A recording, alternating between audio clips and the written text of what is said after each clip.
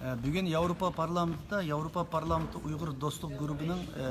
organizasyon kılışı bilen Xatar ostidagi xalq, yani yüz minglığan Xitay turmusi yetayotgan xalqlarning erkinligi degan temada bugün Avrupa Parlamenti'da şu Şarkı Türkistan'da 1 milyondan artıq insanımızdan yığılış kamplarında, ceza lagerlarında yetayotganligidan ibaret bu meseleni gün tertip ekiliş için bir yerde bir xalqaralıq yığın bugün Avrupa Parlamenti hazır başlandı.